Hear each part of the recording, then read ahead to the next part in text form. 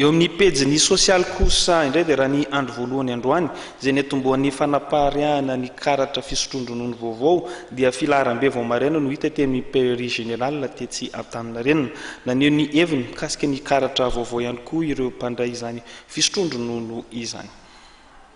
Naroso androany 19 novambra ny fandraisana ny fisotrondronono. Ny fizarana ny karatra fandraisana pension vaovao an'ireo zokiolona no antony fandrosoana 2 andro ny fizarana ny fisotrondronono io. Noraisina izany fepetra izany mba hisorohana ny korotana sy ny filaharam-be. Raha ho an'ity andro voalohany ity dia mbola filaharam-be izay tsy izy no hita raha ny teto amin'ny pairie générale Antaninarenina. Tamin'ny 12 ora latsaka fahefany teo no afaka ireo izay tonga tamin'ny 5 ora sasany maraina tany. Misy ny ezaka ataon'ireo tompon'andraikitra mba hialana amin'izany filaharam-be izany.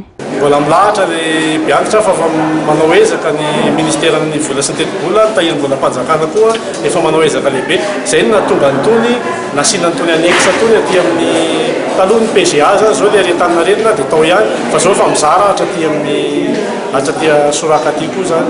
Re zany efa anatin'ny ezaka ataon'ny tahirim-bolam-panjakana amin'ny fanalana an'ilay filahara.